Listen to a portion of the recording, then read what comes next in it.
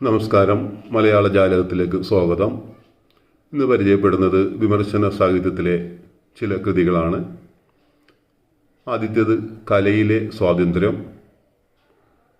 വിയോജിക്കാനുള്ള സ്വാതന്ത്ര്യം, സ്വാതന്ത്ര്യത്തിൻ്റെ അർത്ഥം, സംസ്കാരവും സ്വാതന്ത്ര്യവും, സംസ്കാരത്തിൻ്റെ രാഷ്ട്രീയം.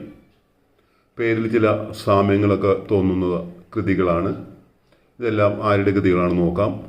കലയിലെ സ്വാതന്ത്ര്യം, വിയോജിക്കാനുള്ള സ്വാതന്ത്ര്യം, സ്വാതന്ത്ര്യത്തിൻ്റെ അർത്ഥം, സംസ്കാരവും സ്വാതന്ത്ര്യവും. ആദ്യത്തെ 4 കൃതികൾ രചിച്ചിട്ടുള്ളത് എം.എൻ. വിജയനാണ്. അവസാനത്തെ കൃതി, 5-മത്തേത്, സംസ്കാരത്തിൻ്റെ രാഷ്ട്രീയം. ഈ കൃതി രചിച്ചിട്ടുള്ളത് കെ. സച്ചിദാനന്ദനാണ്.